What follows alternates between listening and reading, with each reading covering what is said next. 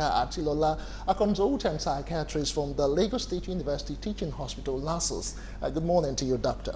Yeah, good morning. Good morning and welcome to Galaxy Today. Okay, let's look at mental health. I mean, a whole lot of people get it all twisted and confused when you talk mental health.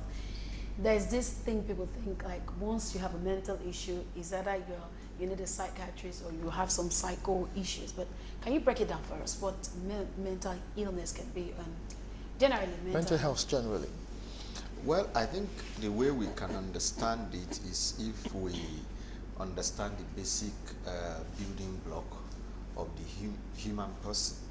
We have your physical self, which is the physical body that we can see. We have your what you can say, your mind, and we have the other aspect of you, which is your spiritual person, which is your belief system, your connection with a higher being and all that. They are part of who we are, and each of these areas can derange in their function. So when something goes wrong in your physical body, your kidney is supposed to be filtering waste out of your body. Your eye is supposed to be bringing information in terms of seeing. Your nose is supposed to be smelling. When something goes wrong with all those functions, then we say you have a physical problem. That is what you take to go see the general practitioner, the medical doctor. I mean, you have maybe something that is not even supposed to be in your physical body, like malaria parasite has entered there. The same way in your mind, which is the functioning of your psyche, things can go wrong in terms of your emotions, in terms of your thinking, in terms of your behavior. You can have behavior that you don't have a control over. You can realize that the way your thought processes are distorted. Your emotions may be spilling over. Your mood can be unduly high. Your mood can be unduly low. These are the things that we conceive as mental and behavioral disorders. But unfortunately, because of the dramatic nature of psychosis, which is just one aspect, which is a disorder of your connection with reality, because it's dramatic, you start saying things that are completely outlandish or started to behave in a manner that people will consider bizarre. It has now become like the poster child of what mental and behavioral disorders are. But the truth is that there are at least 200 to 300 different psychiatric diagnoses that we have. That's a whole lot. Ranging from children to adolescents to middle age to old age and all that. But psychosis has just taken over the picture, but psychosis is just a minor part of it. Okay, so if I got you correctly, mental health is more like a level of psychological well-being, and there are over 200 illnesses that people could get. So invariably now, one could actually have a bit of a mental illness and not even know. Well, just like you can have a physical illness that you may not be aware of. If you take a sample of 100 people and you go screen them for, say, hepatitis B or something, maybe about 10 or 15 of them will come out positive, but they've been living, they are 35 years old, they never knew they had hepatitis B, they never knew they had cancers and all that. So the same way physical conditions can go without you recognizing, or at least you may even feel the symptom but don't know that that is the symptom of what you are having. The same way you can have psychological illnesses without you coming to terms with the fact that that is what you are having, or even appreciating that that was supposed to be wrong. And a lot of them that know, we see people come to you and tell you they've been having this condition. But and when they now tell you, say, how long? They say for 3 years now. So what do you think it was? I just thought it's this. They will always have something they thought it was. But then here you are making a diagnosis of a psychiatric or psychological disorder. So it can actually happen that you have and you are not aware. Okay, so we all know that there are symptoms to this, and some of these symptoms can be similar. I mean, checking reports and what we read, we said some of the symptoms or one of the early signs of mental illness could be eating or sleeping too much or too little. It could also mean pulling away from people and usual activities, having low or no energy, feeling numb or like nothing matters, having unexplained aches and pains, feeling helpless and hopeless, and the list is endless. And it makes me wonder, how do you know that this is a mental illness, saying that some of the symptoms are almost normal? They are normal and common, or probably they also share some symptoms with some other kind of ailment. So how do you know? I mean, you go today, probably have malaria, but these symptoms is also similar to that of a mental illness symptoms. So as a person, how do you know, or when do you go for a checkup? Well, it's a very difficult question to answer, because if you remember when they make advertisements on over-the-counter drugs like paracetamol and the rest of them, they say, well, if you don't feel well in 2 days, go see your doctor. I wish that there are such caveats also when people tell people it is well, it is all right with you, but that if you don't feel well for so number of days, why not talk to somebody? Because a lot often than not, most of the signs and symptoms of mental and behavioral disorders are things that people already have alternative explanations for. If you are not productive at work as you used to be, you may feel maybe it's because I'm stressed.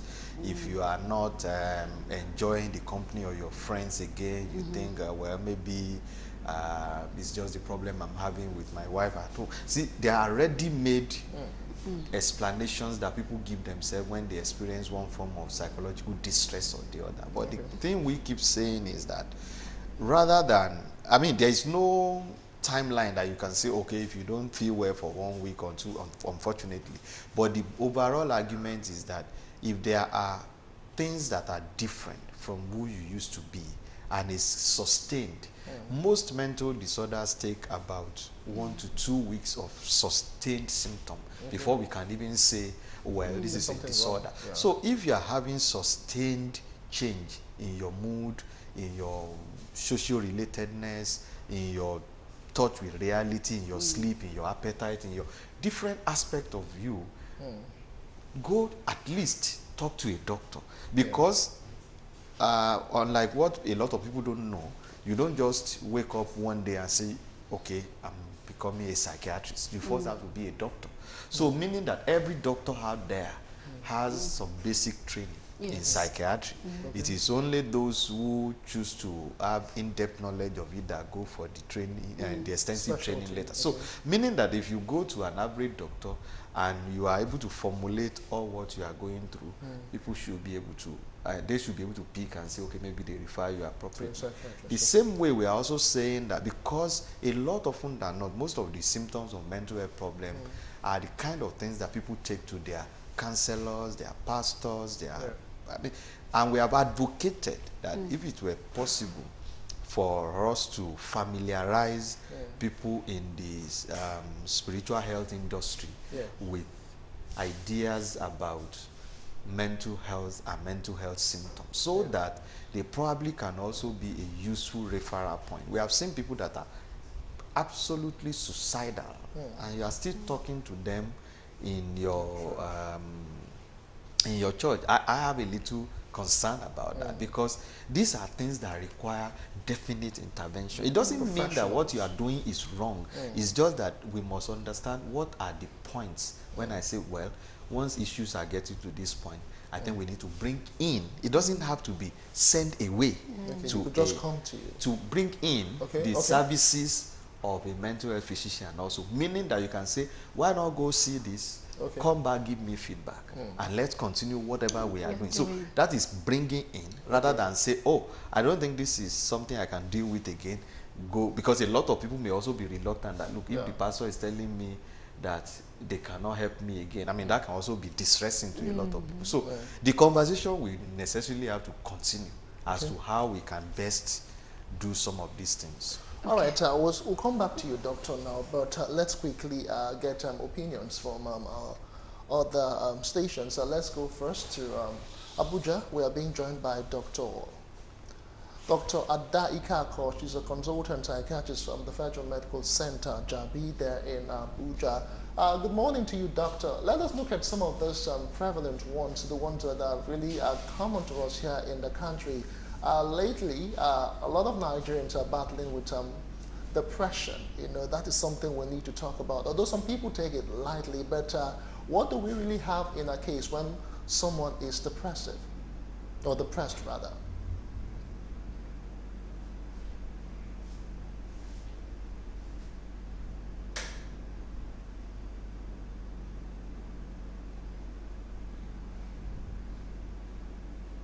Someone is depressive. That's a very good question. Thank you for having me. So, you find that 1 out of every 5 people has a mental illness. That's 20% of the population, and we're talking about 1 billion people globally. So when you talk about depression, from your statistics, it's 400 million people worldwide, and what you have is a sadness. So you find somebody who's crying all the time, who's really tearful. You have what you describe as anhedonia. You ask for what you look for, a change in behavior, maybe a change in appearance. Someone that was previously going out is now withdrawing from friends and family. You have changes in sleep. You mentioned that, either sleeping too much or not sleeping at all. And changes in appetite, either not eating or eating too much. You have loss of concentration. Depression is a cognitive disorder. So for some people, they'll start noticing that they keep forgetting things. They have memory problems. Some people feel stuck. They are slowed down or speeded up. And then you have what the former speaker talked about, suicidality. So people start feeling helpless, hopeless, worthless. And at some point, we've read about it in the newspapers. Some people actually go to the point of jumping into the lagoon or actually looking for other ways to kill themselves. All right, well said, Doctor. So could depression be related to stress, maybe from family, work, just too much load? What would you say could result in depression? What are the reasons or things that could lead to depression?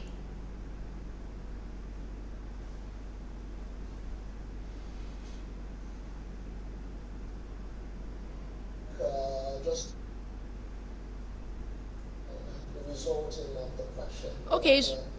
Yeah, that's an excellent question. So first of all, you have genetic factors, so it runs in families. You can also have stress. Stress is a big one. Trauma. You have risk factors: joblessness, extreme poverty, domestic violence. These are some of the risk factors. Stress is very problematic because it disrupts the brain. When you talk about mental illness, you're talking about disruptions in the circuit of your brain. So your brain is not working well at the synapse level, at the cellular level. And when that happens, then you have depression, you have your mental illness. Stress probably leading to depression. Is there any other mental illness you get from stress aside depression?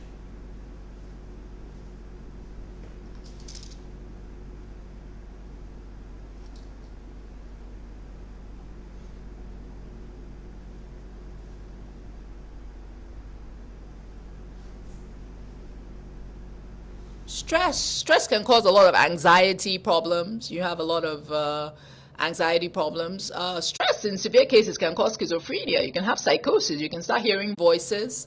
You can start having delusions, feeling that people are after you, people are trying to attack you. So stress is a very major problem when it comes to mental illness. And also it can affect children adversely. They can have all kinds of cognitive problems.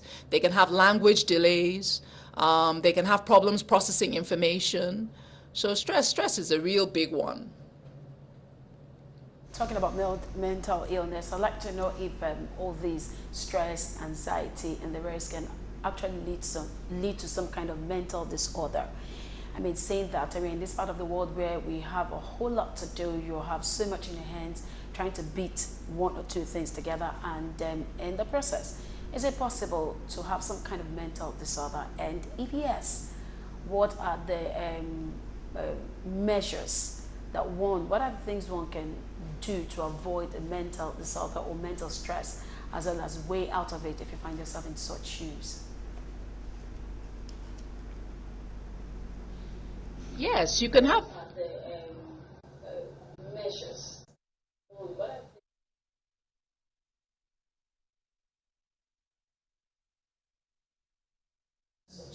Yeah, so the former speaker talked about spirituality. Spirituality is a tool, but it's not the only tool available. You know, the first thing is to recognize that you're actually having a mental problem. So early detection, you know, the focus has shifted from waiting until somebody is on the street and pulling off their clothes.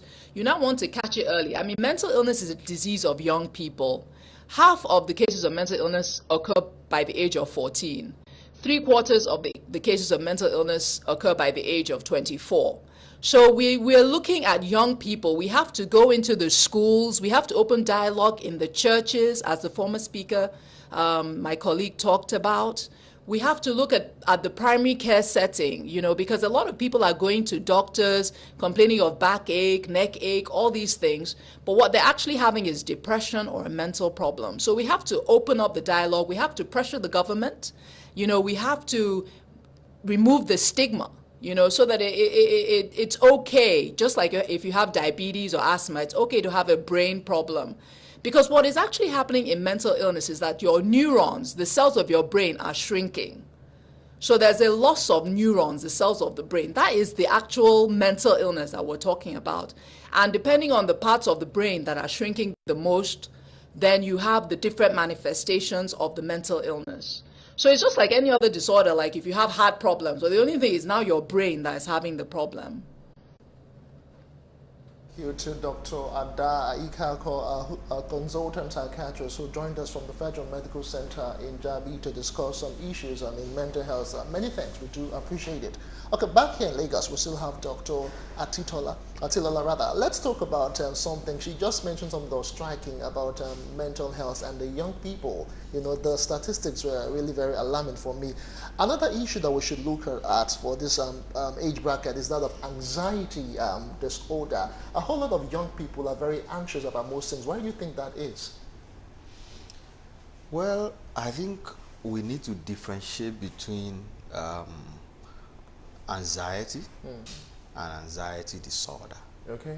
Anxiety is a normal function of the human person. Yes. In the sense that if there are uncertainties, if there are dangers, if there are risks in your neighborhood, if there have been a lot of robberies here and there, if somebody had died, you can be anxious. However, it's regulated by the human brain.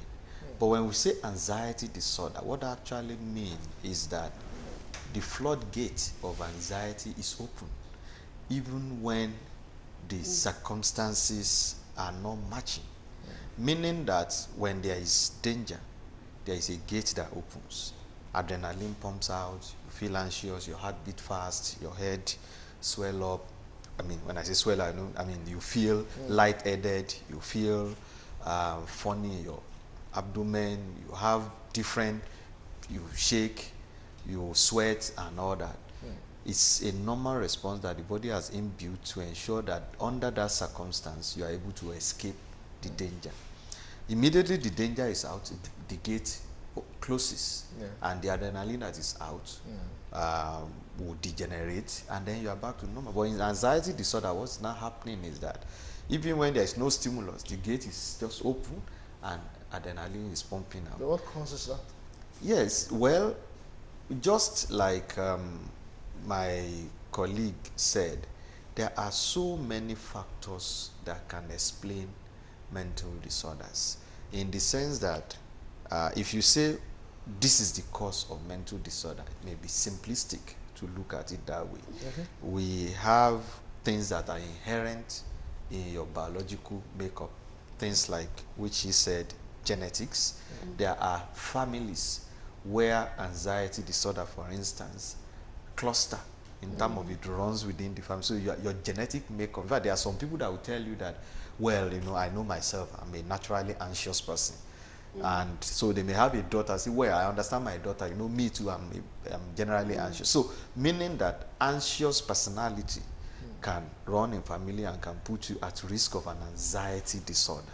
And if we take, that is just something within your biology. If we move to your psychology, in terms of your psyche, if something had happened that affected your psyche. For instance, you have been involved in a road traffic accident, you had a near-death experience. It has a way of upsetting your psyche to the extent that when you now have a minor issue that should have given you a minor anxiety, it can now get exaggerated. And when these exaggerations cluster together, then it becomes a disorder in the sense that you are anxious all the time. And if you look at your social circumstance also, if you are in a situation whereby your social security in terms of housing, in terms of welfare is threatened, the chances are that all these things can now coalesce together and predispose you to an anxiety state. Okay. It's for children, it just happened that most mental disorders start Very early. So you see it clustering among young people, adolescents, young over time, adults. if not detected, Is that? if it's not detected early enough from the childhood stage, how severe can it be? Well, anxiety disorder can be as severe as making it practically impossible for you to leave your house. I mean, I've seen patients who are practically like housebound. They cannot go to work anymore. In fact, the common thing is they first abandon their work, because when you are anxious, you are reading more of the things happening in your body. You are not interested in what is happening in the environment. So it can be very, very disabling. In fact, in extreme cases, I've had to admit a patient for anxiety disorder, as in like so extreme that I have to put the patient on bed, which is because anything outside of that space, she's extremely agitated. But I want to as a believe result of it anxiety. can be managed, or it has a cure.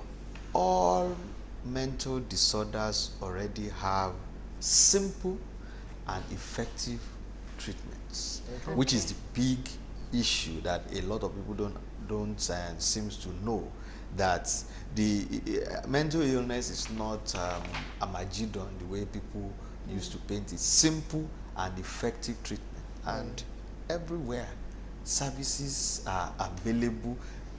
Fine, there are limitations in services in terms of spread, but the truth is that my colleague that just spoke is talking from Federal Medical Center in Jabi in Abuja.